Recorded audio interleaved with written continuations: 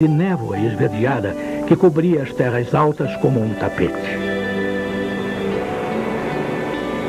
No dia anterior, eu já havia começado a relembrar a imagem do pastor plantador de árvores. 10.000 carvalhos, pensei. Eles devem ocupar muito espaço.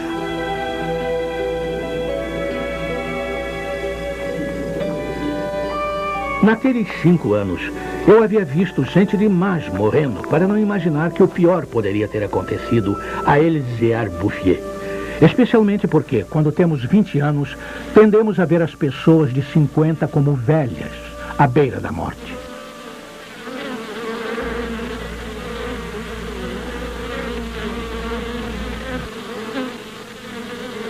Mas ele não havia morrido.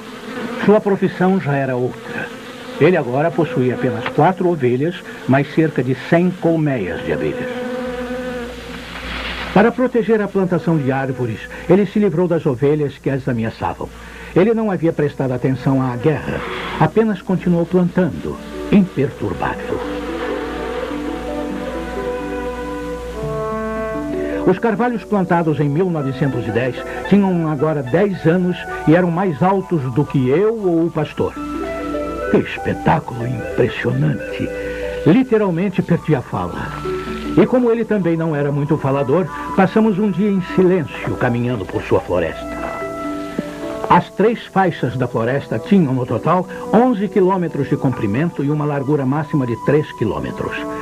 Ao pensar que a origem disso tudo havia sido as mãos e a alma desse pastor, que não tivera assistência alguma, percebi que os homens podem ser tão eficientes quanto Deus em tarefas que não sejam destruir.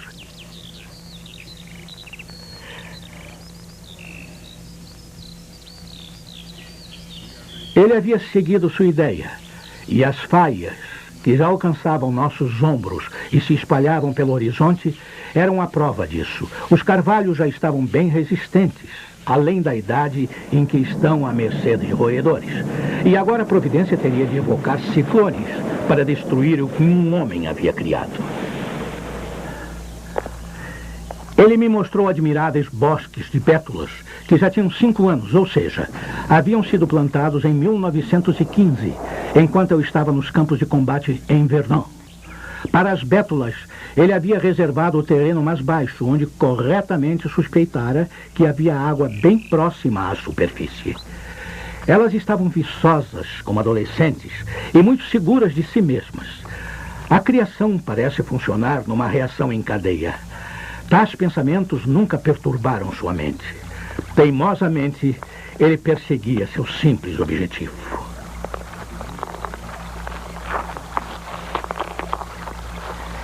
Enquanto eu descia atravessando a aldeia, vi água correndo em leitos de regatos que sempre estiveram secos.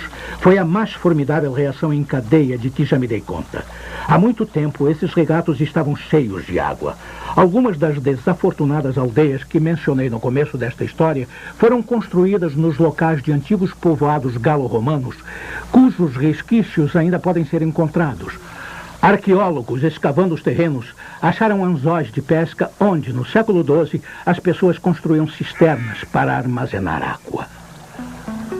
Algumas sementes chegam hoje carregadas pelo vento e, ao mesmo tempo em que a água reapareceu, os salgueiros recomeçaram a crescer, assim como os juncos, a relva, os jardins e as flores, celebrando uma nova vida.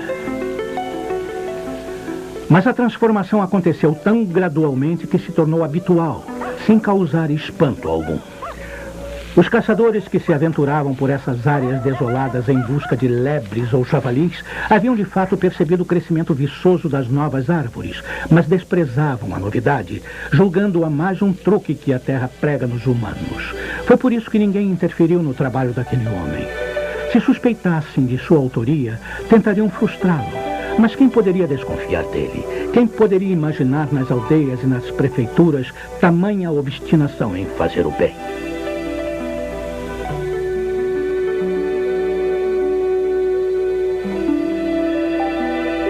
A partir de 1920, nenhum ano se passou sem que eu fizesse uma visita a Elzéar Bouffier. Nunca o vi fraquejar ou cair vítima da dúvida. Só Deus sabe como fazer isso com certos homens. Eu nunca tentei descobrir suas frustrações, mas é fácil imaginar que para ter sucesso como ele teve, é preciso enfrentar várias adversidades. E para garantir a vitória de uma paixão assim, ele deve ter se digladiado com o desespero.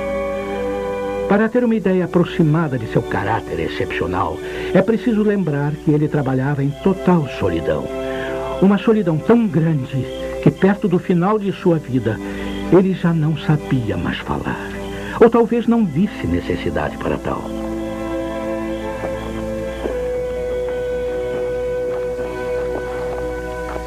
Em 1933, ele recebeu a visita de um guarda florestal perplexo.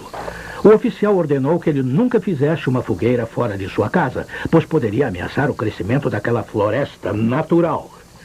O ingênuo guarda ainda disse que era a primeira vez que viu uma floresta crescer sem ajuda de ninguém. Em 1935, uma verdadeira delegação de oficiais veio examinar a tal floresta natural. Havia um dignitário do Departamento de Terrenos e Florestas, um membro da Assembleia e uma equipe de especialistas.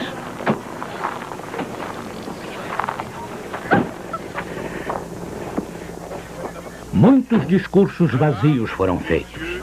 Foi decidido que deveriam fazer algo, mas felizmente não se fez nada, a não ser tomar uma única providência útil. Puseram a floresta sob a proteção do governo, proibindo a entrada de carvoeiros. Era impossível não se deixar encantar pela beleza dessas árvores novas, seu vigor e saúde tão óbvios. Até o parlamentar não conseguiu evitar e foi conquistado. Havia um amigo meu entre os especialistas da delegação. Expliquei o mistério a ele.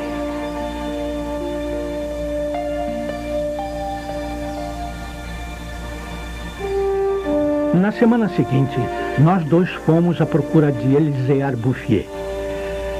Nós o encontramos absorto em seu trabalho, a 20 quilômetros de onde a inspeção havia sido realizada. Não era por acaso que o especialista em florestas era meu amigo. Ele sabia reconhecer o valor das coisas. Dei a Elisée alguns ovos que havia trazido para ele. Dividimos nosso lanche em 3 partes e passamos várias horas contemplando a paisagem em silêncio. A encosta por onde havíamos nos aproximado estava coberta de árvores com 6 ou 7 metros de altura. Lembrei-me de como essa região era em 1913, de como ela era deserta. Seu trabalho pacífico e constante, o vento cortante das terras altas, sua frugalidade e, acima de tudo, a serenidade de sua alma haviam dado a esse velho homem uma espécie de saúde que era quase solene. Ele era um atleta de Deus. Tentei imaginar quantos alqueires ele ainda cobriria com suas árvores. Antes de partirmos, meu amigo fez uma simples e única sugestão quanto ao tipo de vida que aquelas terras pareciam acolher melhor. Mas foi apenas isso. E por uma boa razão, ele me disse depois, aquele camarada sabe mais sobre a terra do que eu. Após uma hora de caminhada, durante a qual ruminou o assunto, meu amigo acrescentou: ele sabe mais do que qualquer outra pessoa. Ele descobriu uma maneira maravilhosa de ser feliz. Foi graças a esse especialista que não apenas a floresta, mas também a felicidade de seu criador foram protegidas. A floresta foi ameaçada apenas uma vez, durante a guerra de 1939. Na época, os automóveis eram movidos a gás e precisavam de lenha para funcionar. Os carvalhos de 1910 foram os primeiros a serem cortados. Mas o local era tão distante de qualquer estrada que a extração não compensava economicamente e foi abandonada.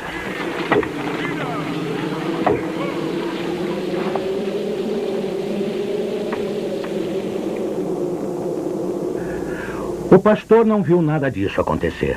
Ele estava a 30 quilômetros de distância, pacificamente cumprindo sua tarefa, ignorando a Segunda Guerra Mundial, assim como havia ignorado a anterior. Vi Elisée Bouffier pela última vez em junho de 1945. Ele tinha 87 anos. Eu havia tomado minha velha trilha para o descampado. Mas na época, apesar do estado desolado em que o país se encontrava após a guerra, havia um ônibus que fazia o percurso entre o Vale do Rio Durance e a montanha. Culpei a relativa velocidade do veículo pelo fato de não conseguir mais reconhecer o trajeto de minhas primeiras caminhadas. Foi só quando vi um cartaz com o nome de uma aldeia que me convenci de que estava de fato na região que conhecera antes, num estado de decadência e isolamento. Saltei do ônibus em Vergon. Em 1913, essa aldeia com uma dúzia de casas tinha 3 habitantes. Avessos e estranhos, eles viviam num ódio mútuo e sobreviviam dos animais que capturavam em suas armadilhas. Eles viviam uma total falta de esperança. Mas tudo havia mudado, até o ar. Em vez das rajadas de vento brutais e repentinas que me receberam no passado, senti uma brisa suave, carregada de perfumes. Um som como da água corrente vinha das alturas. Era o vento atravessando a floresta. Ainda mais espantoso, ouvi realmente o som da água correndo numa calha. Vi que haviam construído uma fonte que brotava em profusão e, ainda mais comovido, vi que ali perto havia sido plantada uma árvore de tilha, símbolo incontestável da ressurreição.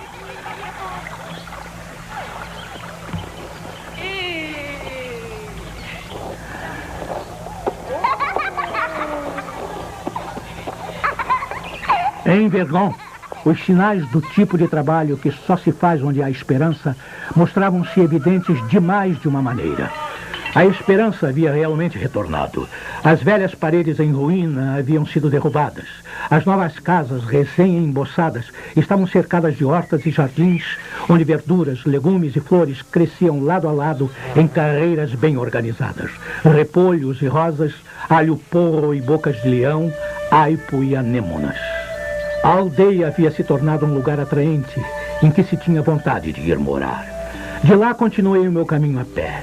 A guerra que havíamos deixado para trás não permitira que a vida prosperasse como deveria, mas Lázaro havia emergido de sua tumba. Nos terrenos mais baixos, no flanco da montanha, vi brotos de centeio e cevada em pequenos campos, e nas reentrâncias do Vale Estreito, pastagens verdejantes haviam ganhado vida nova. Só foram precisos os 8 anos que se passaram para que toda a região vibrasse com vigor e bem-estar. No lugar das ruínas que eu havia visto em 1913, havia agora casas de fazenda bem cuidadas, ainda com argamassa nova, indicando uma vida feliz e confortável.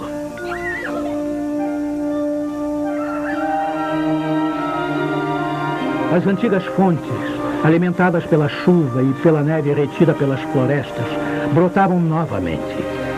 Ao lado de cada casa de fazenda, em meio a bosques de bordo, as águas das fontes derramavam-se sobre tapetes de hortelã fresco. As aldeias haviam sido lentamente reconstruídas. Gente das planícies, onde a terra é cara, veio para essa região trazendo sua juventude, seu vigor e seu espírito de aventura. Nas estradas avistavam-se homens e mulheres bem alimentados, e meninos e meninas que sabiam sorrir e apreciar as celebrações rurais.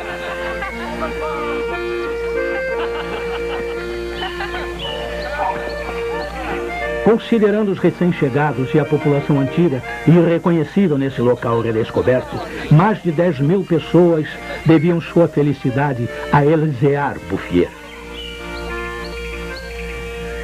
Quando penso naquele homem que, contando apenas com seus recursos físicos e morais, foi capaz de fazer com que essa terra prometida crescesse do deserto, acho que, apesar de tudo, a condição humana é admirável. Quando tento calcular a firmeza, o grande coração e a generosidade inabalável que foram necessários para obter esse resultado, sinto um respeito enorme por esse velho camponês iletrado que conseguiu realizar um trabalho digno do próprio Deus.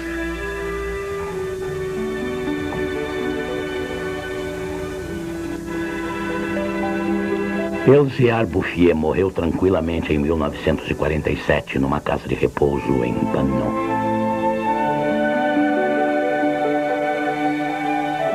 Versão brasileira Audio News.